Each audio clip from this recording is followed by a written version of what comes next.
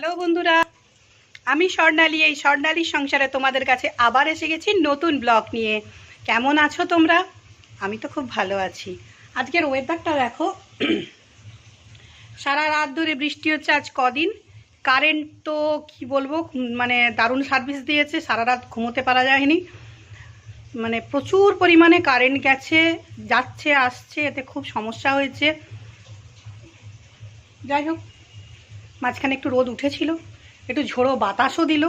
রাত্রে বোধহয় ঝড় হয়েছিল জানো, সব টপ ফপগুলো উল্টে দিয়েছে। আমি এখনো ছাদ খুলিনি, ছাদে তো জামা কাপড় মিলতে যাইনি, সেজন্য ছাদটা দেখিনি। বৃষ্টি হচ্ছিল বলে ছাদে যাইনি। তো যাই হোক, এখনও দেখা হয়নি ছাদের অবস্থা কি করেছে বা টপগুলো কি অবস্থায় আছে। নিশ্চয়ই নিচে যখন উল্টে দিয়েছে ওপরে উল্টে দেবে। তো যাই হোক, আজকে তোমাদের কিছু কথা বলবো। ওয়েদারটা দেখালাম, যেটা তোমাদের আগেই কথা দিয়েছিলাম বলবো বলে। সকালবেলা চা বিস্কুট খেয়েছি সেই জন্য, আর প্রেশারের ওষুধ খাওয়া হয়নি। খাই বিস্কুট খেয়ে নিই, আজকে আর খাইনি। আজকে যেটা বানিয়েছি সেইটা একটু খেলাম, একটু রেস্ট নিয়ে নিচ্ছি। মৌরি বাতাসার জল খেয়েছি, এমনি জল তো খাচ্ছি, তো সেইটা খেয়ে একটু রেস্ট নিচ্ছি। এবারে সেটা দেখাবো, এখন বলবো না, তোমাদেরকে একদম দেখাবো, তারপরে ওষুধটা খাবো। তো ছেলে আজকে একটু দেরি করেই উঠেছে, তার কারণ ওকে ডাকিনি, সারা রাত ঘুমোতে পারেনি। ওর আবার একটু বেশি গরম। আজকে কি করেছি জানো, 3-4 বার ধরে মিক্সি চালিয়েছি। মিক্সি চালাতাম না, আমি শিলেই বেটে নিতাম। শিলটা আমি আনতে পারবো না, বয়ে আনতে পারবো না। আমার ছেলে ওই থাকলে, সে তো ঘুমোচ্ছিল বলে ডাকিনি, ও থাকলে ওপরের টেবিলের ওপর তুলে দেয়, আমি করি। আজকের জন্য মিক্সিতে 14 বার কারেন্ট যাচ্ছে, মানে একটা জিনিস বাড়ছি মিক্সিতে, আর 2-3 বার ইনস্টলমেন্টে। তো যাই হোক, আজকে কি বলি শোনো, তোমাদের যেটা বলতে চাইছিলাম। বেশ কিছুদিন ধরে আমার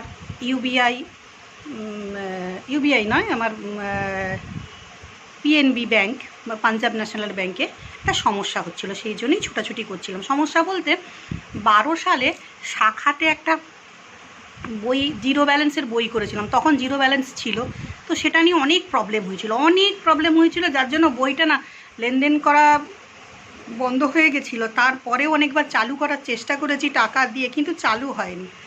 তো এতদিন বাদে যখন গত বছর ঠিক কবে হবে, নভেম্বর থেকে স্টার্ট হয়েছে আমাদের সেলফ হেল্প গ্রুপ স্টার্ট হয়েছে। এতদিন আমি কোনো গ্রুপে অ্যাড ছিলাম না, মানে সেলফ হেল্প গ্রুপেরও সরকারিভাবে অ্যাড ছিলাম না, তো আমাদের তখন নেওয়া হয়নি।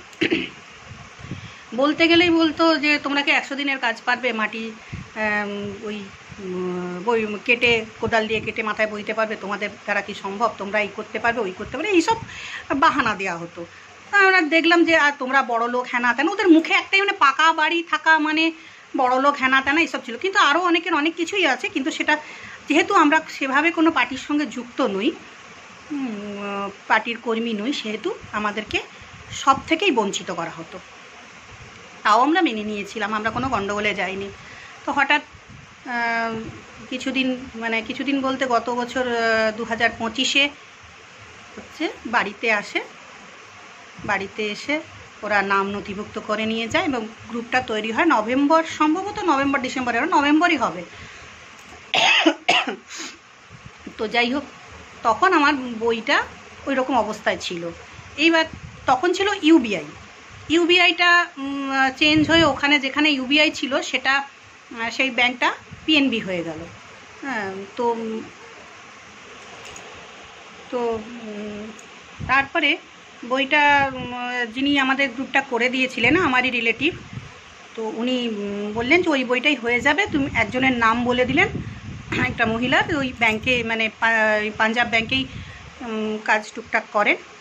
তো ওর কাছে আমাকে যেতে বললেন, বইটা হয়ে যাবে। তো গেলাম, সব ডকুমেন্টস দিয়ে হয়েও গেল। যখনই আমি ব্যাংকে দেখতে যাই তখনই বলি, এটা হয়নি ম্যাডাম, আপনাকে আবার নতুন করে করতে। সেই যার কাছে করিয়েছিলাম সেই মহিলা অন্তত কয়েকবার জমা দিয়েছে আমার ডকুমেন্টস, তাতেও হচ্ছে না। আমি কয়েকবার দিয়েছি, এই করে তার আগে তো আমার ভাই, আমার ছেলে, কতবার হয়েছে, কিছুতেই হয়নি। লাস্টবার হলো। এবার হওয়ার পর আমাকে নতুন বই মানে ইউএআই থেকে ট্রান্সফার করে ওটা পিএনবি ব্যাংক করা হলো, এবং করার পর বইটা আমাকে নতুন বই দেওয়া হলো, সব কিছু হলো। বললো আপনার বইয়ে এই টাকাটা আছে, সামান্য টাকা ছিল, এই 800 850 টাকার মতো, 825 টাকা সম্ভবত। তো যাই হোক, এটা ছিল। এবার আমাদের গ্রুপের লোন ঢুকবে 1.5 লাখ টাকা। তো ঠিক আছে, এবার 1.5 লাখ টাকার ঢুকেও গেছে আমাদের গ্রুপের বইতে। এবার বই ওটা ট্রান্সফার হয়ে যাবে সমস্ত সব সদস্যদের মধ্যে। এইবার অনেকের বই এরকম প্রবলেম হয়ে আছে বলে বলল 3 নেত্রীর এটি আমি 50 করে ঢুকিয়ে দিচ্ছি, ওই ব্যাংকেরই ম্যাডাম বললেন। তো তিনিও আমাদের রিলেটিভ হন, বাচ্চা মেয়ে, যাই হোক।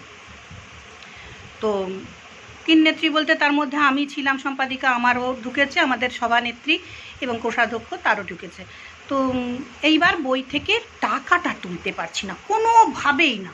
ওই একই প্রবলেম, কিন্তু ওই ব্যাংক অথচ টাকা মানে করে দিয়েছে অ্যাকাউন্টটা, অথচ ওই ব্যাংকও মানে প্রবলেমটা কোথায় ফল্ট আছে কিছুতেই ওনারা ধরতে পারছেন না। ম্যানেজার হ্যানা ত্যানা প্রত্যেকটা স্টাফ আমার এই বইটা নিয়ে মানে প্রচণ্ডভাবে মানে ওরা খেটেছেন, অথচ ধরতে পারছেন না, কেন তা জানি না।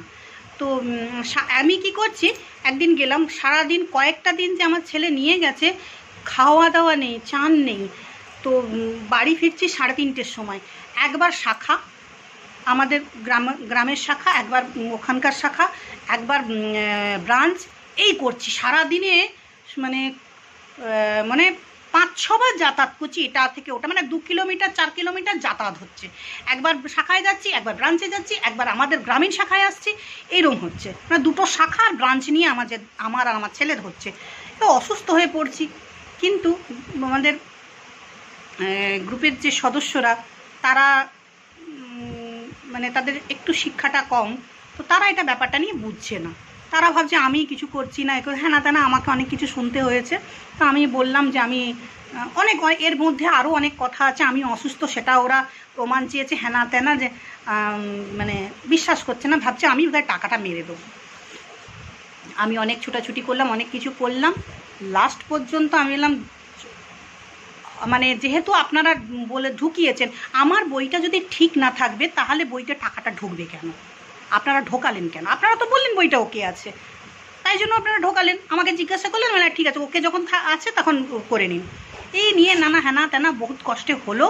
লাস্টে ম্যানেজারের কাছে গেলাম, উনি বললেন ঠিক আছে, আমরা বসাবসি করে আমরা টাকাটা আপনাকে ক্যাশ তুলে দিচ্ছি। উনি তুলে দিলেন, এবং আমি লাস্ট পর্যন্ত যেই সব হয়ে গেল, আমি আমার যে 825 টাকা আছে ওটা তুলে দিন, আমি ইয়ে করে দেবো, উইথড্র করে নিয়ে ওটা আমি বইটা ক্লোজ করে দেবো, দিয়ে নতুন অ্যাকাউন্ট খুলবো। তখন ওনারাও বললেন যে না, সত্যি আপনি অনেক হ্যারাস হয়েছেন, আপনাকে দেখে আমাদেরও খারাপ লাগছে, আপনি তাই করুন। যাই হোক, সে বইটা ক্লোজ করলাম। সেটারও এখনও কিছু প্রমাণ মানে কিছু আসেনি যে বইটা আদৌ ক্লোজ হয়েছে কিনা, আমাকে আরেকবার যেতে হবে। ওই দিনে অ্যাকাউন্ট খুলতাম, কিন্তু ম্যানেজার ছিলেন ছুটিতে। আমাকে বললেন জুলাইয়ের 15 তারিখ পর্যন্ত উনি ছুটিতে আছেন, মানে সেই দিন থেকে ছুটিতে ছিলেন। এবার আপনি 16 তারিখের দিকে আসুন নতুন অ্যাকাউন্ট খোলার জন্য। এই জন্য অপেক্ষায় আছি। এই হচ্ছে সমস্যা। এটা আমি ছোট করে বললাম, এটা আরও অনেক ভেতরে অনেক কিছু আছে, এতটা বলা ভিডিওতে সম্ভব নয়। চলো কি রান্না করেছি দেখাই। দেখো, এখানে ঘুগনি বানিয়ে নিয়েছি। ছেলের কথা অনুযায়ী লাল লাল ঝোল ঝোল, এতে ধনেপাতা কাঁচা লঙ্কা দিয়েই করেছি, খুব ঝাল হয়নি, একটু টেস্ট করে দেখলাম। আর এখানে পেঁয়াজ কাঁচা লঙ্কা নয়, শুকনো লঙ্কা ভেজে তেল দিয়ে আলু ভাতে মেখে রেখেছি। ছেলের আমার, ভাই খাবে না ওটা বলে ভাইয়ের জন্য এখানে দেখো আলু ভাজা আছে, ও যেমন খাবে তেমন করা আছে। আর এখানে ভাত করা আছে, দুধেশ্বর চালের ভাত। ভাতের মধ্যে আজকে একটু আলু দিয়ে দিয়েছিলাম, আলুটা বহুত কষ্টে সেদ্ধ হয়েছে, কেন আমার দুধেশ্বর চাল তো, তাই সেদ্ধ হতে চায় না। এখানে পাবদা মাছ করেছি, সর্ষে পাবদা, একটু পেঁয়াজ দিয়েছি, কাঁচা লঙ্কা দিয়েছি, আর টমেটো দিয়েছি, সামান্য একটু গুঁড়ো লঙ্কা আজকে দিয়েছি।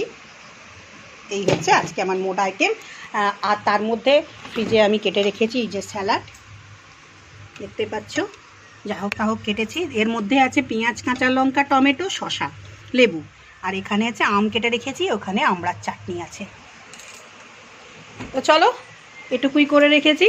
তোমরা সবাই সাবধানে থেকো, ভালো থেকো, নিজেদের শরীরের যত্ন নিও, আর আমাকে ভরে ভরে ভালোবাসা আশীর্বাদ দিও। আমার পাশে থেকো, সাথে থেকো, আমাকে লাইক শেয়ার কমেন্ট করতে থেকো। আর ভরে ভরে ভরে তো ভালোবাসা আশীর্বাদ তোমরা দেবে আমি আশা করি।